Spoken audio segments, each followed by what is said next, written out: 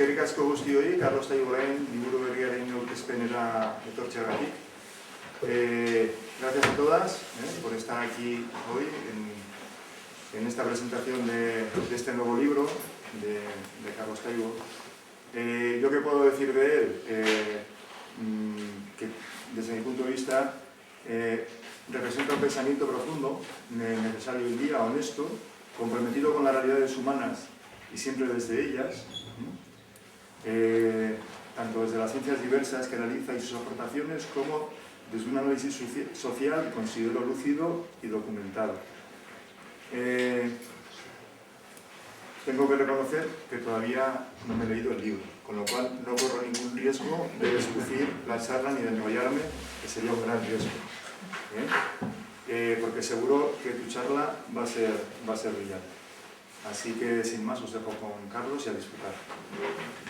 Pues muchas gracias, Miguel Ángel, y gracias a los amigos y amigas del Ateneo de Tudela por invitarme de nuevo a acudir aquí.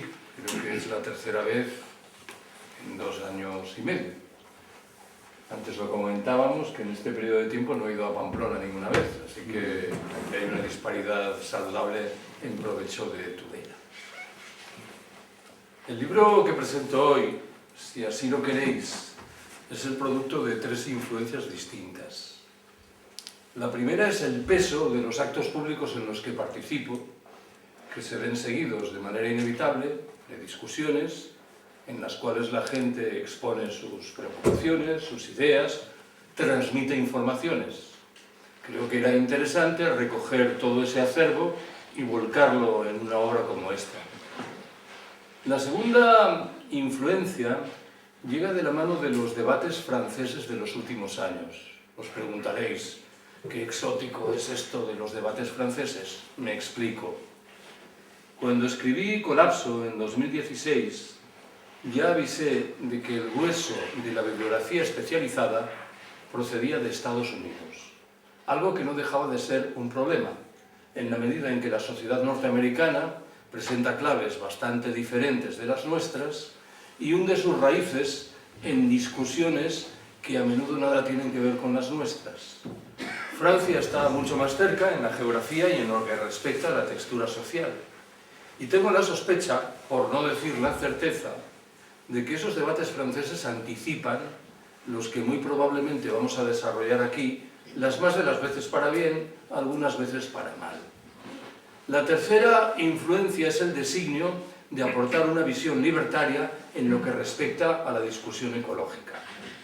No es que ese designio faltase en mis libros anteriores, pero me pareció que merecía la pena aposentar esa percepción con mayor claridad. Debo dejar claro que cuando utilizo el adjetivo libertario lo hago en un sentido muy amplio.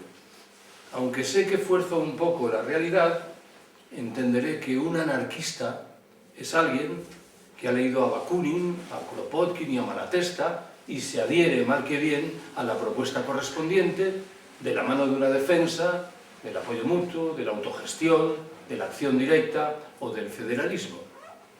Esas lecturas me parecen muy recomendables, pero prefiero acogerme a algo que vinculo mejor con el adjetivo libertario, que habla de personas que, habiendo leído o no a Bakunin, Kropotkin y Malatesta, en su quehacer cotidiano, espontáneamente reflejan un compromiso con la causa de la autogestión, del apoyo mutuo o de la acción directa. Uno de los capítulos de este libro se dedica a considerar la condición de ese movimiento que emergió hace un par de años en Francia, Soulèvement de la Terre, sublevaciones o levantamientos de la tierra, que a mi entender es un movimiento de código claramente libertario, aunque no sea un movimiento necesariamente anarquista. Bueno, ¿cuál es la primera observación que quiero haceros? Hace unos años, en Sevilla, un amigo, de forma cordial, sugirió que yo estaba engañando al público. Afirmó que yo sabía de sobra que un colapso general del sistema era inevitable. Y recordó que, sin embargo, yo procuraba mantener algunas cautelas en lo que respecta a la consideración de ese colapso. Yo prefiero preservar esas cautelas. Me acojo a la idea de que un colapso general es probable, o si tengo que cargar las tintas, que es muy probable.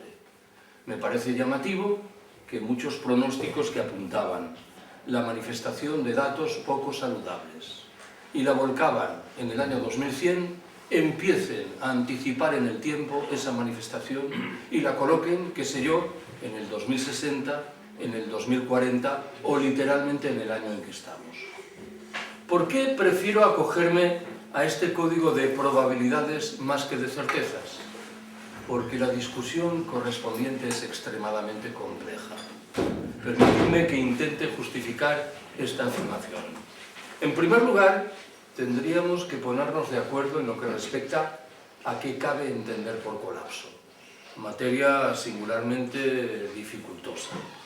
En segundo término, aunque es verdad que en este debate tercian muchos científicos, debo recordaros lo que bien sabéis. Los científicos trabajan en áreas especializadas y reunir los datos que manejan es, de nuevo, una tarea compleja, tanto más cuanto que a menudo sus disciplinas manejan lenguajes diferentes. Debo subrayar, en tercer lugar, que para acometer una discusión como la del colapso es preciso tomar en consideración debates globales como los referidos a la naturaleza del sistema financiero, de las instituciones políticas, de los conflictos bélicos o, en fin, de la naturaleza paralela de los procesos de investigación. Agregaré en un cuarto escalón que el objeto se encuentra en permanente mutación, algo que dificulta cualquier suerte de aproximación científica. Y me atreveré a añadir, en fin, que por detrás hay códigos ideológicos que marcan las reflexiones. Quienes no creemos en el capitalismo y sus reglas, tendemos a pensar que ese sistema nos conduce inexorablemente al colapso. Quienes creen en el capital y sus reglas, en cambio, rechazan ontológicamente la posibilidad de un colapso.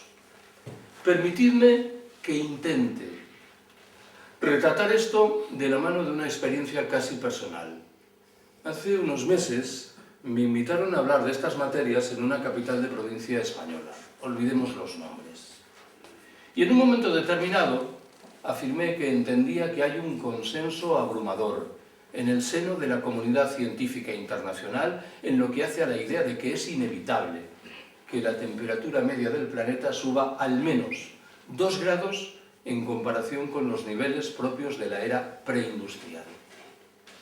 La primera intervención entre el público correspondió a una persona que, por lo que me explicaron, era un portavoz significado del más importante de los movimientos ecologistas locales. Afirmó, de manera cortés, que yo estaba faltando a la verdad. Y recordó que en el marco del panel intergubernamental de expertos sobre el cambio climático, esa instancia creada años atrás en el marco del sistema de Naciones Unidas, se había señalado en la década anterior que si en esta en la que estamos hacíamos los deberes, podríamos esquivar esa subida espectacular de la temperatura media del planeta. Supongo que yo tenía 3 posibilidades de reacción. La primera hubiera consistido, en esencia, en darle la razón a este buen señor, no sin recordar que el escenario al que hemos llegado es por sí solo tétrico, que nos encontramos en una posición de no retorno en lo que respecta a muchas de las discusiones que afectan al cambio climático y al agotamiento de las materias primas energéticas. Con lo cual, la certificación de que este buen hombre llevaba razón no podía llenarnos de felicidad y de contento. La segunda reacción habría consistido en subrayar que las estimaciones del panel intergubernamental que acabo de mencionar son objeto de polémicas permanentes. Creo que esas polémicas obedecen ante todo al hecho de que se basan en el criterio de lo que voy a llamar el mínimo común denominador. Me explico. Si hay 2 científicos y uno afirma que la temperatura media va a subir 4 grados y el otro que va a subir 1,5 grados, aquello en lo que están de acuerdo es en lo de 1,5 grados, con lo cual se presenta ese dato como el resultado de una elaboración compleja. Hace unos meses en Galicia, Antonio Turiel contó que el año pasado se realizó un estudio de nulo rigor científico, pero interesante por sí solo, con los expertos que forman parte de ese panel intergubernamental. Se les preguntaba, en su intuición, cuánto estimaban que iba a subir la temperatura del planeta.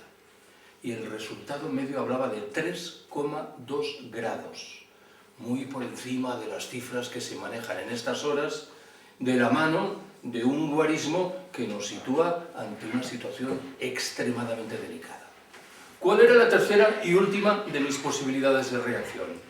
Consistía siempre y escuetamente en señalar que no estamos haciendo los deberes. Han transcurrido ya 3 años de la década y no parece que estemos introduciendo modificaciones importantes que inviten a darle crédito a la tesis sostenida por mi detractor. Con ocasión de la última cumbre sobre el clima, la ministra española de Transición Ecológica, no sé si con un punto de ironía, afirmó que las noticias eran buenas para los inversores. Si los inversores reciben buenas noticias, los demás me temo que tenemos que prepararnos.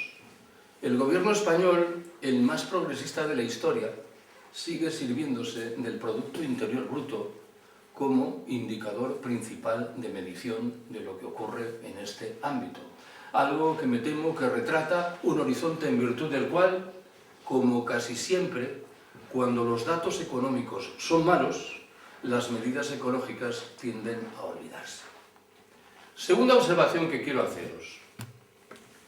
Tengo la certeza de que en uno de mis desplazamientos anteriores a Tudela me referí a cuál era la receta que a mi entender había que asumir en relación con la crisis ecológica.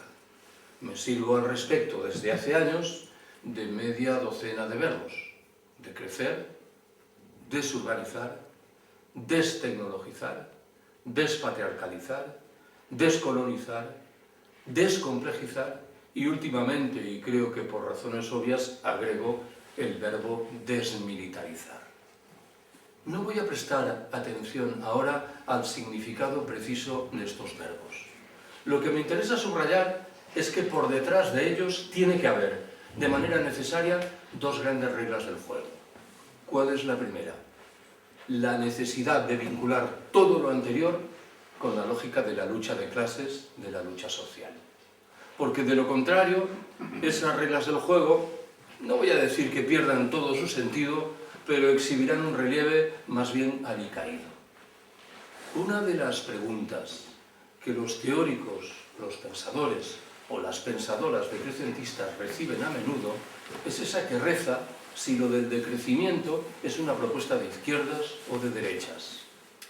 Supongo que la primera observación que hay que realizar al respecto consiste en pedir información de quien interroga sobre qué es lo que entiende por izquierdas y derechas.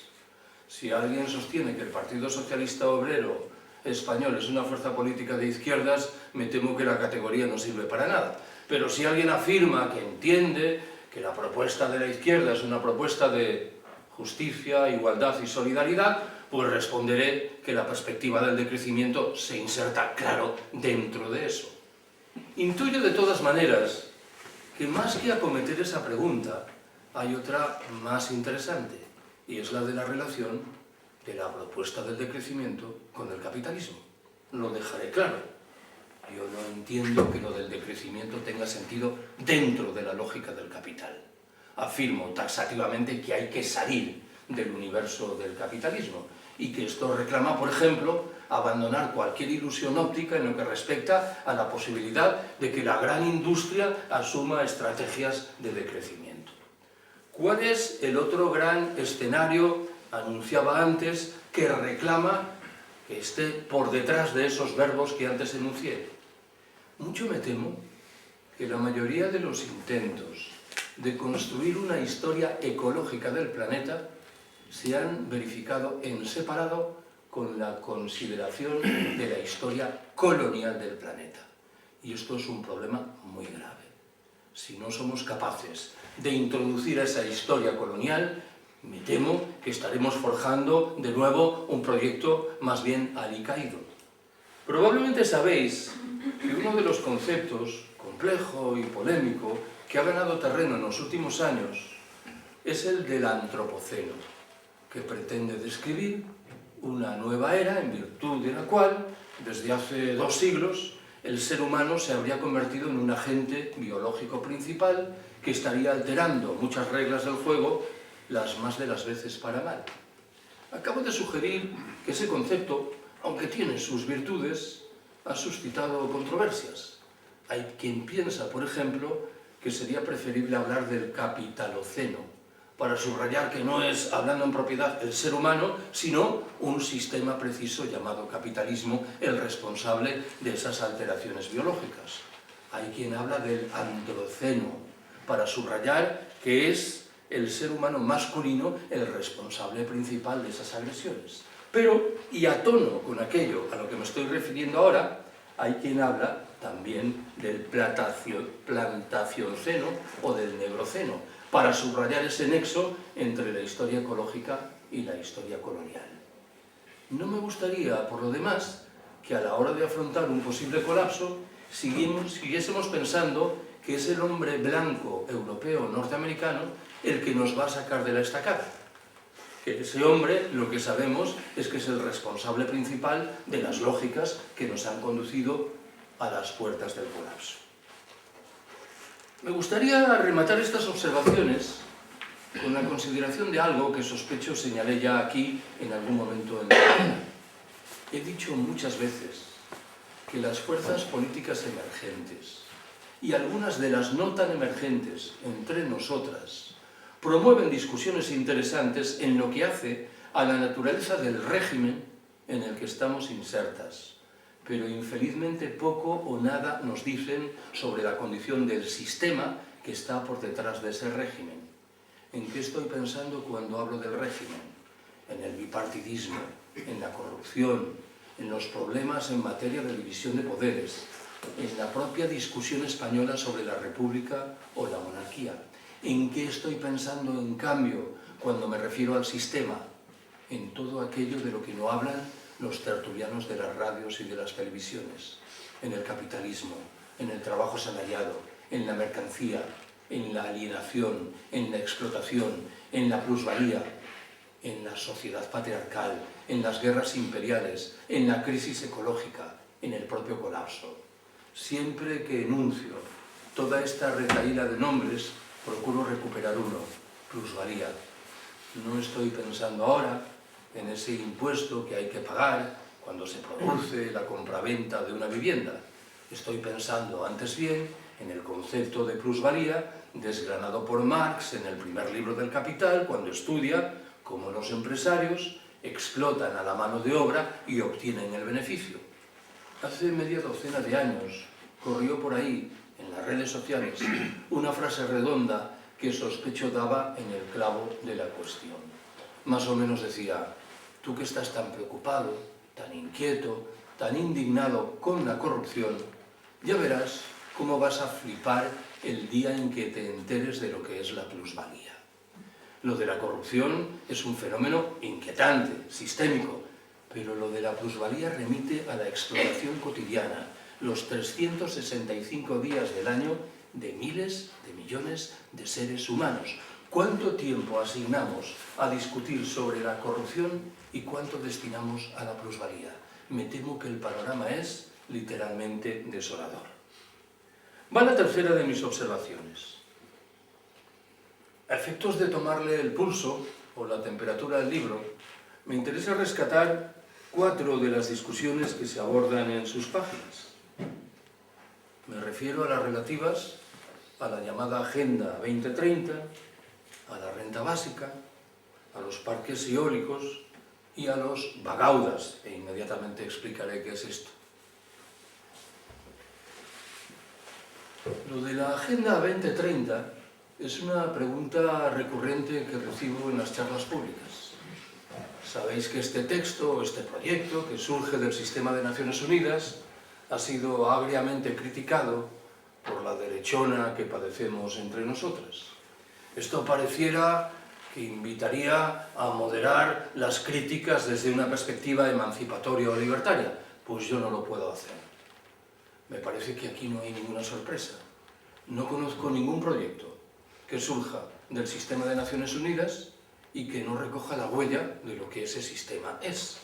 si la abrumadora mayoría de los gobiernos de los diferentes estados que forman parte de ese sistema defienden la corriente dominante del capitalismo internacional, difícilmente cabría esperar que la propuesta resultante fuese rompedora o al menos interesante.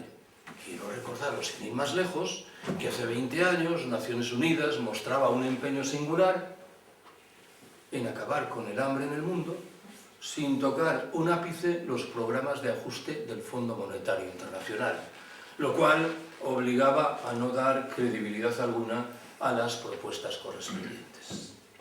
En este caso, el de la Agenda 2030, el concepto central que la inspira no puede ser otra cosa que esa antigualla llamada crecimiento sostenible. Hace muchos años concluí que si es crecimiento no puede ser sostenible, y si es sostenible no puede ser crecimiento. En estas circunstancias me temo que lo único que uno puede decir es que en el mejor de los casos la Agenda 2030 se sitúa en la estela de lo que ha dado en llamarse el capitalismo verde. Esa suerte de modulación del capitalismo que descubre en la ecología lo que se llama en la jerga un nicho de negocio y espera multiplicar los beneficios. Pero me veo obligado a agregar que lo que en los países del norte puede ser en efecto una forma de capitalismo verde llena de ficciones, en los países del sur es a menudo una forma de ecofascismo que ratifica los elementos más tétricos del imperialismo y del colonialismo tradicionales. ¿Qué me interesa contaros? En segundo lugar, de la renta básica. Vaya por delante que lo que digo a continuación lo enuncio en absoluto respeto de gentes luchadoras que pelean por un proyecto de esa naturaleza. En algún momento en el pasado he asumido que si la propuesta de la renta básica tiene un carácter provisional o pasajero, encaminado a hacer frente a los problemas que pueden hacerse valer, por ejemplo, en virtud de la aplicación de un programa de decrecimiento en un sector económico o en una región, me puede parecer respetable. Pero lo que hay por detrás es difícilmente defendible en términos de lógica libertaria. ¿Por qué lo digo? Estos amigos y amigas a los que acabo de referirme nunca han conseguido explicarme la eventual dimensión autogestionaria de la renta básica. La renta básica parece que por definición reclama de instituciones que recaudan impuestos y los redistribuyen en virtud de unos u otros criterios. El concepto de autogestión creo que no tiene encaje posible en un proyecto de esta naturaleza. Más allá de lo anterior, probablemente sabéis que instituciones un poco sospechosas como el Fondo Monetario Internacional coquetean con formas de renta básica. Es verdad que estas presentan un perfil diferente de aquel que defienden los amigos y amigas a los que me he referido en un par de ocasiones. ¿Qué es lo que tienen en mente los estrategas del Fondo Monetario? Responder a un problema endémico del capitalismo contemporáneo. El capitalismo contemporáneo se caracteriza porque destruye puestos de trabajo por todas partes y porque reduce los salarios que se pagan en aquellos empleos que quedan sobre el terreno. Parece entonces servida la pregunta: ¿quién va a adquirir los bienes que genera ese capitalismo? En este escenario, entregar 600 euros a cada ciudadano se convierte en una fórmula interesante para mantener el carro del consumo. Para mantenerlo claro, en Estados Unidos, en Alemania, en Francia o en el Estado español. No estamos hablando, obviamente, de Bangladesh, de Burundi o de Bolivia. Creo que en estas condiciones uno está obligado a mantener las distancias con respecto a la renta básica, tanto más cuanto que en la trastienda se hace sentir otro factor. Si creemos, con un margen cierto de probabilidad, en el riesgo de un colapso general del sistema, ese colapso en buena ley se llevaría las fórmulas que permiten el despliegue de la renta básica, con lo cual difícilmente esta, creo yo, puede ser una apuesta principal. ¿Cuál es la tercera de las materias que anuncié es objeto de tratamiento en el libro? Estoy pensando en las polémicas que nos han acosado en los últimos años en relación con los llamados parques eólicos. Y dejo claro que estoy pensando ahora en los terrestres, aunque sospecho que que la condición de los marítimos no es muy diferente. ¿Qué es lo que entiendo que nos invita a muchas gentes que de siempre hemos defendido las energías renovables a plantar cara a la abrumadora mayoría de los parques eólicos que nos quieren endosar? La primera de las razones es obvia.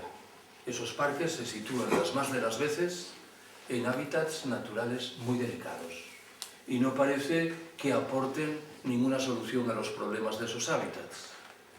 Doy por seguro que muchas de las personas que estáis aquí habéis visto esa película, Asbestas, rodada en la Galicia rural. Hay una escena en la cual el francés que pretende defender la naturaleza se dirige al campesino gallego, más bien asilvestrado, y le pregunta qué va a hacer con el dinero que le den cuando venda sus tierras para permitir la construcción de un parque eólico. Y responde: me voy a comprar un taxi y me voy a trabajar como taxista a Ourense. Voy a abandonar el mundo rural. Algo que me parece que retrata la condición de algo muy delicado. Como quiera que yo soy gallego, me vais a permitir que en este caso agregue un comentario sobre el contenido de fondo de esa película, que es una obra de arte, pero que hace que llueva sobre mojado. Parece que los campesinos gallegos, en general los campesinos, son gentes embrutecidas que precisan que venga alguien de fuera a explicarles lo que es la naturaleza. Que venga una pareja de franceses, de madrileños o de coruñeses o vigueses. Yo conozco muchos campesinos gallegos que afortunadamente no se ajustan a ese estereotipo. La segunda razón me obliga a recordar que lo de los parques ratifica un esquema en virtud del cual el mundo rural debe seguir abasteciendo de energía a las grandes ciudades y a las grandes industrias. En un tercer escalón, lo de los parques mueve con descaro el negocio de las grandes empresas. Las 2/3 partes del negocio eólico español están en manos de las grandes empresas de la energía. Y buena parte de la tercera restante se halla en manos de empresas de la construcción. Con lo cual la idea de que por aquí hay energías renovables asentadas en la descentralización y en el control popular se ve manifiestamente agostada. Siendo importante todo lo anterior, creo que hay un último motivo de rechazo. Lo de los parques impide formular la pregunta central, que no es otra que la relativa a cuánta energía precisamos. No nos dejan preguntarnos esto. Si pudiésemos hacerlo, doy por descontado que llegaríamos a la conclusión de que necesitamos mucha menos energía de la que nos quieren endosar, con lo cual la mayoría de estas parafernalias sobran manifiestamente. El último de los debates que anuncié que quería mencionar es eso de los vagaudas. Yo no sé de quienes estáis aquí, ¿quiénes habéis escuchado hablar alguna vez de los vagaudas? Nadie. Bueno, tampoco me extraña mucho. Hace un par de años yo estaba en la misma situación que vosotras o vosotros. Es una pregunta que me han formulado en un par de ocasiones y que presenta un perfil llamativo. Muchas veces he señalado que cuando escribí Colapso en 2016, decidí incluir en esa obra un capítulo dedicado a estudiar colapsos registrados en el pasado. Y al escarbar en la bibliografía especializada, rápidamente me percaté de que a los ojos de los historiadores que defienden el sistema que padecemos, esos colapsos habían tenido de forma casi universal 3 consecuencias a las que atribuían una condición negativa: la desjerarquización, la reruralización y las ganancias en materia de autonomía local. Creo yo que estas 3 consecuencias, lejos de ser negativas, ilustran la tesis de que no todos los efectos del colapso lo son, de que también hay algunas consecuencias saludables. En un par de ocasiones, vuelvo a mi relato, me encontré con una pregunta que planteaba escuetamente cómo se apreciaban esos 3 efectos positivos en el caso de un colapso muy connotado, el del Imperio Romano. No sé si por detrás lo que había era una idealización de las prestaciones del Imperio Romano, que se entendía que era el cimiento de nuestra civilización, o no sé si por detrás no estará esa conversación jocosa que se despliega en la vida de Brian cuando preguntan ¿qué hicieron los romanos por nosotros? Bueno, nada, algunos acueductos, viaductos, anfiteatros. Bueno, pues también en el caso de la eclosión del Imperio Romano se verificó un conjunto de procesos que remiten a la reruralización, a la desjerarquización y a la autonomía local, en la forma principal de los vagaudas. Los vagaudas eran gentes que en dos oleadas, si no mal recuerdo, en los siglos III y V, esclavos en muchos casos, habitantes de las ciudades en otros, se refugiaron ante todo en los bosques y generaron espacios que hoy llamaríamos alternativos en un amplio ámbito geográfico que incorpora el norte de la península ibérica, todo el territorio de lo que hoy llamamos Francia, Bélgica, Suiza, con algunas extensiones fuera, como por ejemplo en Sicilia. Es verdad que la historiografía convencional describe a los vagaudas como salteadores de caminos, como delincuentes, pero es muy evidente que ahí había una lógica de construcción de una sociedad alternativa al margen de las estructuras de poder claramente marcadas por la lógica dictatorial del Imperio Romano en sus estertores. Hay quien piensa, en fin, que entre los vagaudas está el origen de esas instituciones que vinculamos con algo que surgió siglos después, en la Edad Media, y que llamamos concejos abiertos o bienes comunales. ¿Cuál es la cuarta de las observaciones que quiero haceros? En el libro hay un capítulo dedicado a los jóvenes. En ese capítulo confieso mi incapacidad para describir lo que está ocurriendo o lo que no está ocurriendo. Me limito en este caso a plantear el problema. Hace poco más de un año me invitaron a participar en una jornada sobre decrecimiento, colapso y materias afinas en Girona, en Gerona, en Cataluña.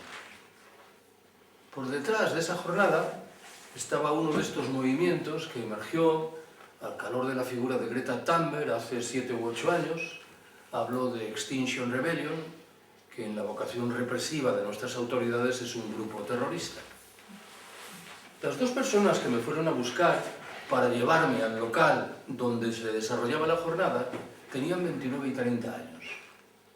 Y en un par de ocasiones yo describí Extinction Rebellion como un movimiento juvenil. Rápidamente se consideraron en la obligación de corregirme. Dijeron, Extinction Rebellion, al menos en Girona, no es un movimiento juvenil. Aquí no hay estudiantes universitarios. Cabe suponer que la horquilla de los estudiantes universitarios los dibuja entre 18 y 25 años de edad. Y a los adolescentes ni se les espera. Cuando yo pregunté, ¿y esto cómo lo explicáis? Su respuesta fue muy cautelosa. No era la respuesta de personas que tuvieran claro lo que estaba pasando, pero invocaron el efecto negativo en términos de socialización de las redes sociales. Hablaron de cómo muchos adolescentes pasan horas delante de una pantalla, con lo cual su socialización es débil. Mi generación se socializó en los bares, para bien o para mal, pero al menos era una forma de socialización. Cuando confieso mi incapacidad para explicar esto, lo primero que tengo que hacer es recordar que muy probablemente el caso de Girona igual era moderadamente excepcional y en otros escenarios las reglas del juego son diferentes. De cualquier modo, quiero alejarme de una tentación que he visto muchas veces en labios de mis colegas en la universidad, que decían, estos jóvenes no tienen espíritu crítico, no leen nada, no participan en los debates, y yo siempre preguntaba, si esto es así, la culpa es nuestra, es la sociedad que hemos generado nosotros. De tal suerte que lo último que querría es encima demonizar a las víctimas de nuestra conducta.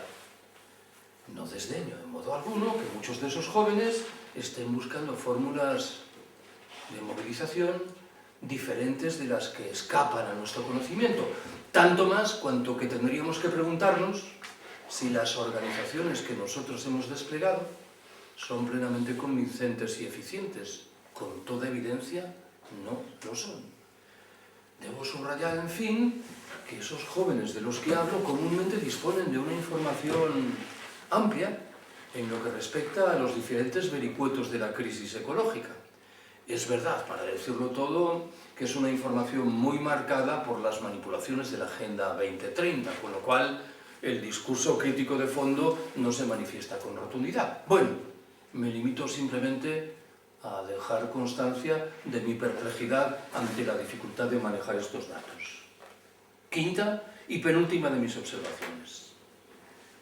En el libro le presto también atención a los medios de incomunicación y sus manipulaciones. Debo confesaros que en este caso últimamente me asalta la sospecha de que yo soy singularmente maltratado, porque veo que algunos de mis colegas que más o menos trabajan en materias afines, por ejemplo, reciben constantes invitaciones de la radiotelevisión pública española. Hace años que yo no recibo ninguna. Permitidme que en este caso recuerde que cuando estalló la guerra de Ucrania, el único libro vivo que estaba en las librerías sobre ese conflicto actualizado era mío. He trabajado durante 30 años dando clases sobre Rusia en una universidad pública y no recibí ninguna llamada de la radiotelevisión pública. Probablemente preferían a los expertos de Nueva Onda, como Miguel Ángel Revilla, que al mismo tiempo desarrollaba su trabajo como presidente de Cantabria. Me vais a permitir que mencione 3 casos que dan cuenta de diferentes manifestaciones de las manipulaciones en los medios de comunicación. Primero de ellos. Una mañana de un lunes de septiembre de 2021 recibí una llamada telefónica de un periodista que trabajaba en Radio 4, que si no estoy equivocado es Radio Nacional de España en Cataluña, la radio pública española en Cataluña. Me proponía grabar esa tarde una entrevista sobre decrecimiento que debía ser emitida 4 días después, el viernes de esa semana, en el marco de un programa monográfico relativo a la conflictiva ampliación del aeropuerto de Barcelona. Afortunadamente yo estaba sentado y no me desmayé. La entrevista se grabó, en efecto, por la tarde, y cuando terminó la grabación me dio el pálpito de que no la iban a emitir. ¿Por qué? La periodista que me entrevistaba, llevada probablemente del legítimo propósito de colocar en posición difícil al entrevistado, en un momento determinado me preguntó por qué los decrecentistas queríamos llevar el planeta al siglo XIX. Y yo me vi obligado a corregirle. Le dije, no somos los decrecentistas, es el capitalismo dominante a través de sus agresiones medioambientales, del cambio climático y del agotamiento de todas las materias primas. Nosotros, antes bien, intentamos buscar remedios para que ese tránsito hacia una etapa que probablemente resiste la metáfora del siglo XIX no sea tan sangrienta. Inmediatamente me preguntó si pensaba que los habitantes de los países ricos del planeta íbamos a aceptar retrocesos en nuestro nivel de vida. Y yo me vi obligado a recordarle que la mayoría de los habitantes del planeta viven en el siglo XIX. Y que estar mirándonos permanentemente al ombligo no es una buena recomendación. Llegó el viernes y debieron pensar que yo me iba a olvidar de la entrevista. No lo hice, no se emitió. El lunes siguiente llamé al periodista y le pregunté qué había ocurrido. Me hizo gracia su explicación porque sospecho tenía que ver lejanamente con el cambio climático. Dijo, es que tuvimos problemas con la parrilla. Allá con la parrilla. Pero no te preocupes, Carlos, que emitiremos la entrevista en las próximas semanas. Nunca la emitieron. No penséis que soy ingenuo. ¿Qué hubiera pasado si hubiesen emitido esa entrevista? Absolutamente nada. El sistema es capaz de engullir eso y mucho más. Pero me parece llamativo, y esto es lo que quiero subrayar, que los periodistas de una radio pública con el gobierno más progresista de la historia se lo piensen 2 veces a la hora de emitir algo que intuyen no encaja en el discurso dominante. Segundo de los casos. El capítulo más largo de este libro es una réplica a un libro publicado hace unos meses por una persona que curiosamente está hoy también en Tudela presentando su libro. Me ha venido a la mente algo vinculado con el general Franco, esto es una broma. Yo no sé si sabéis que el general Franco llevaba siempre consigo la mano incorrupta de Santa Teresa. Le otorgaba capacidades taumatúrgicas de tal manera que nunca se separaba de él. Cuenta la leyenda que un verano de los años 60, cuando Franco estaba en Galicia, en el Pazo de Meirás, portador de la mano, estaba recorriendo la península ibérica un dedo incorrupto de Santa Teresa, que se reunió con el resto de la mano por primera vez en 4 siglos. Bueno, me ha pasado lo mismo con Emilio Santiago Muiño. No voy a glosar ahora el libro, voy a llamar la atención sobre algo vinculado con los medios de incomunicación. En la mesa tenéis alguna copia de ese libro que he mencionado ya un par de veces, Colapso. Ese libro ha tenido 6 ediciones en el Estado español. Se ha publicado en media docena de países de América Latina, con alguna aventurosa edición pirata, y ha sido traducido a varias lenguas. No hay ni una sola reseña de esa obra en ningún medio de comunicación del sistema. Repito lo que dije antes, ¿qué hubiera pasado si hubiera aparecido alguna reseña? Absolutamente nada, pero objetivamente ha sido así. El libro de Emilio Santiago Mudiño ha suscitado entrevistas en el diario El País, en La Vanguardia, en el periódico de Cataluña, en la cadena SER, en la televisión pública, en La Voz de Galicia, ese órgano coprofágico que tenemos que padecer en Galicia. Lo cual me parece muy llamativo. Cuando alguien que reproduce el discurso dominante, Emilio Santiago es un militante del partido de Errejón, parece que la acogida de sus ideas es mucho más rápida y fluida. En una de esas entrevistas afirma que lo que llaman los colapsistas, yo no conozco a ningún colapsista, yo no soy un colapsista. Lo que hacemos cuando vamos por ahí adelante es predicar resignación y rendición. Permitidme que subraye que esto lo dice alguien que milita en Más País.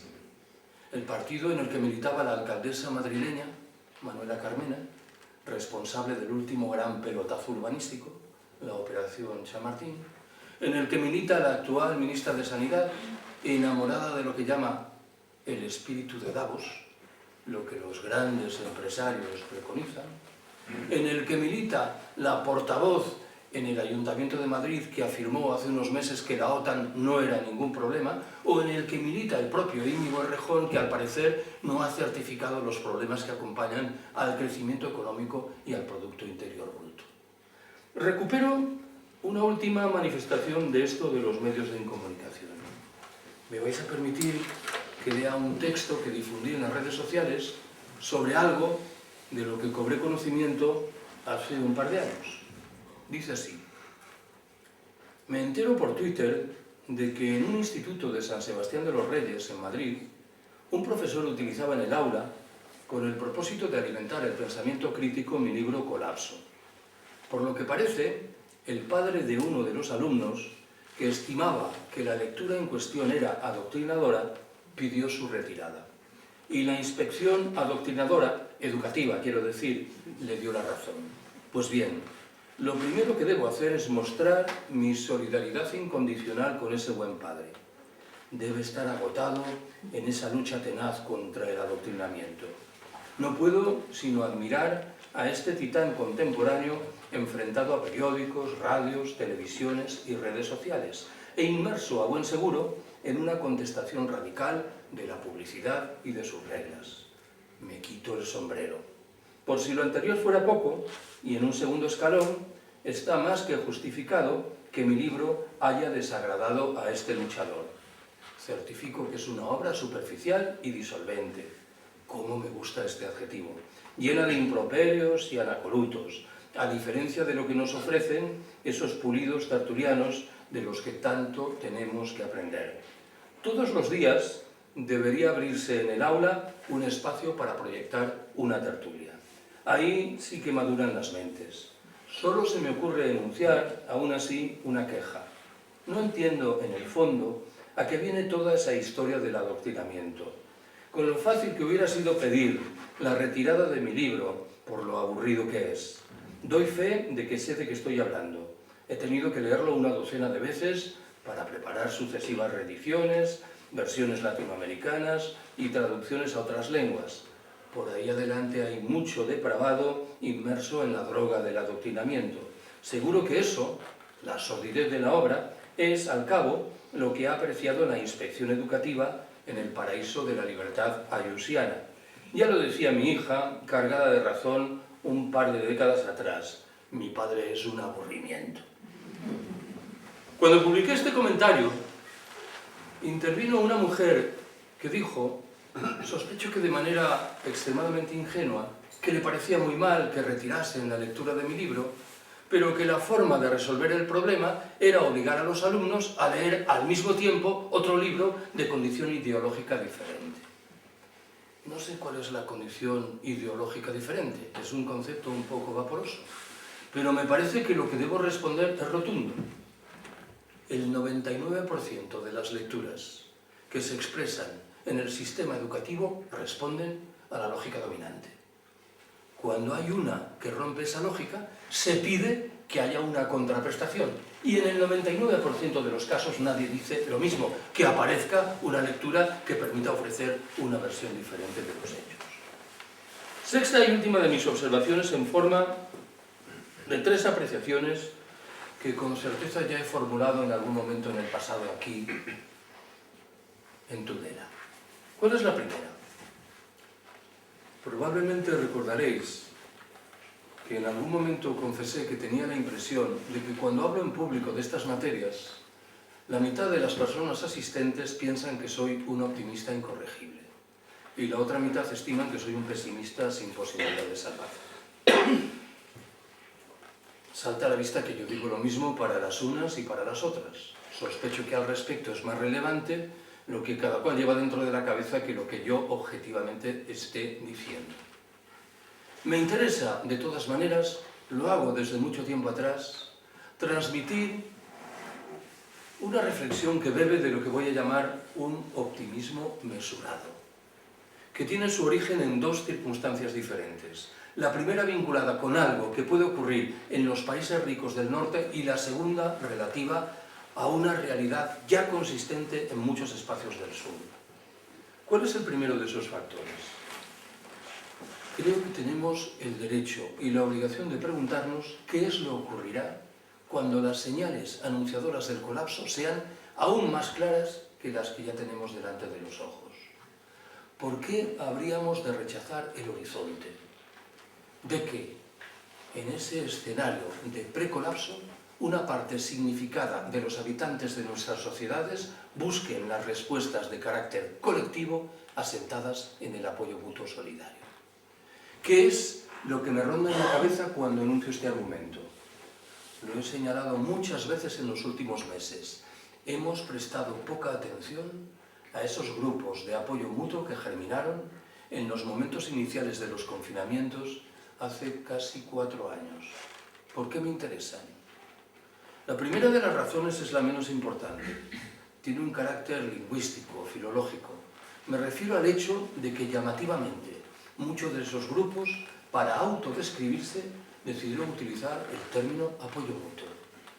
Es el término que da título a un libro maravilloso de Kropotkin, en el que este último demuestra empíricamente que hay numerosos y consistentes ejemplos de especies animales que progresan a través de la cooperación y de la solidaridad, y no de resultas de la competición más feroz, del codazo más descarnado. La segunda razón me invita a recordar que hasta donde llega mi conocimiento, que admitiré que es limitado, en la mayoría de los casos esos grupos fueron perfilados por gente de a pie, y no por activistas hiperconscientes de movimientos sociales críticos. Era la gente común, honestamente preocupada por los problemas que acosaban a sus vecinos o vecinas. La tercera y última razón me invita a identificar una evidencia. En esos grupos había una franca preeminencia de mujeres. Cuando lo que está de por medio es el mantenimiento de la vida, las mujeres están, o suelen estar, un paso por delante. Esto que acabo de contaros, suelo acompañarlo siempre de una recomendación encarecida de lectura. Hablo de un libro de una ensayista norteamericana llamada Rebecca Solnit. En su versión castellana la obra se titula El paraíso en el infierno. En sustancia es un estudio de cómo reaccionan los integrantes de las clases populares en escenarios de catástrofe. Qué sé yo, un terremoto, un maremoto, una erupción volcánica, los atentados de Nueva York y de Washington, los bombardeos alemanes sobre Londres durante la Guerra Mundial, el propio colapso. Solnit concluye que en escenarios de catástrofe los integrantes de las clases populares, a diferencia de lo que ocurre con los de las clases pudientes, reaccionan con alegría, con eficacia y con solidaridad. Mantengamos abierta esta discusión. ¿Cuál es el otro factor que anuncié movía el carro de un optimismo mesurado? En muchos recintos en los países del sur perviven culturas precapitalistas, que se han negado a aceptar la lógica y las imposiciones del capitalismo colonial en forma de usura, explotación, crecimiento, acumulación, obsesiones. En algunos de esos recintos, las culturas precapitalistas se están fusionando con proyectos anticapitalistas. Entiendo yo, por rescatar dos ejemplos, que esto ha ocurrido con todas las limitaciones que queramos en Chiapas, en México, al calor del zapatismo, y en Rojava, esa franja de territorio situada al norte de Siria, mayoritariamente poblada por kurdos, al amparo de lo que ha dado en llamarse el confederalismo democrático. En esos dos escenarios y en otros se han forjado economías autogestionario-cooperativas que recelan de la institución Estado, que rechazan por igual lo que significan el capitalismo liberal y el socialismo de cuartel, que han colocado a las mujeres en el núcleo del proyecto de emancipación, que muestran un empeño singular en preservar sabidurías ancestrales y que exhiben una actitud de respeto puntilloso por la naturaleza y sus reglas. Creo que haríamos bien en mirarnos en el espejo de estas gentes. ¿Cuál es la segunda de las conclusiones que anunciaba? Últimamente me da por enunciar varios consejos por si obtienen algún eco. ¿Cuál es el primero? Creo que estaría bien que de vez en cuando acometieseis el ejercicio de poneros las gafas del colapso. ¿Qué significa esto? Significa pensar qué es lo que el colapso puede tener como consecuencia en términos de vuestra vida cotidiana o de las grandes tesituras planetarias. Pongo un ejemplo de lo que quiero decir. Yo soy gallego y desde que era un adolescente escuché que la gran tragedia de la vida económica gallega y en singular de la vida económica rural era el minifundio. El hecho de que la propiedad estuviese muy compartimentada de tal suerte que las explotaciones no fuesen hacederas. Vaya por donde, en el escenario del colapso, el minifundio se convierte en una bendición de Dios. ¿Por qué? Porque es la antítesis del monocultivo. Quien tiene una pequeña leira, una pequeña plantación, planta patatas, tomate, remolacha, grelos, naviza, repollos. Hace un par de años presenté uno de los libros que tenéis al fondo, Iberia vaciada, en Jaén. Y le pregunté a mis amigos y amigas jienenses qué iban a comer en el escenario del colapso. Aceitunas. Permitidles que subraye que este debate no es para dentro de 30 o 50 años. Es un debate que ya está sobre la mesa. Y que nadie me malinterprete. No estoy defendiendo el minifundio. Yo creo antes bien en estrategias de colectivización en el mundo rural. Me estoy limitando a llamar la atención sobre cómo la lógica del colapso altera por fuerza muchas de nuestras percepciones. Segundo consejo. No creo que lo haya anunciado aquí en Twitter. Estaría bien que alguien realizase un esfuerzo encaminado a sopesar qué es lo que el colapso puede suponer en el lugar en el que vivís. No sé si es Tudela, la Ribera Baja, Navarra, el Valle del Ebro, lo que fuera. Pongo de nuevo un ejemplo de lo que quiero decir. A menudo, cuando hablo del colapso, señalo que el golpe correspondiente será mucho más duro en el medio urbano que en el rural. Pero pongo cierto empeño en subrayar en paralelo que no todas las ciudades lo van a llevar igual. Saldrán mejor paradas aquellas que están en encrucijadas de caminos, que cuentan a su alrededor con superficies agrícolas importantes, que disfrutan de agua en abundancia y que tienen un carácter más bien vetusto y tradicional. Intuyo que Tudela, por cierto, satisface razonablemente estas condiciones. Hace un par de años presenté ese libro que acabo de mencionar, Iberia vaciada, en Palencia. Palencia con P de Pontevedra. Todo el mundo me reprocha que diga P de Pontevedra. Dicen, es P de Pamplona. Bueno, pues yo digo P de Pontevedra. En un momento determinado, muy osado yo, me atreví a sugerir que la ciudad de Palencia satisfacía razonablemente esos requisitos que permitían imaginar un colapso trágico pero llevadero. Lo repito, encrucijada de caminos, superficies agrícolas útiles, agua en abundancia, carácter vetusto y tradicional. Inmediatamente tomó la palabra un joven que explicó que Palencia era la capital de provincia española más dependiente de la industria del automóvil. Algo que, como podéis intuir, modificaba drásticamente el panorama. La industria del automóvil, por lógica, es de las que van a quebrar de la forma más rápida. De tal forma que aquellos aspectos razonablemente positivos que yo acababa de invocar pasaban infelizmente a un segundo plano. La tercera y última recomendación me invita a subrayar que tengo la certeza de que muchos de los conceptos que hemos manejado desde mucho tiempo atrás y que nos han otorgado más o menos equilibrios en nuestra aparente comprensión del mundo van a dejar de funcionar. Con lo cual, de manera muy rápida, tendremos que buscar otros en condiciones que no van a ser las mejores. Probablemente he contado aquí en Tudela que hace 25 años se rodó en Estados Unidos una película cuyo argumento principal era que Albania le declaraba la guerra a Estados Unidos.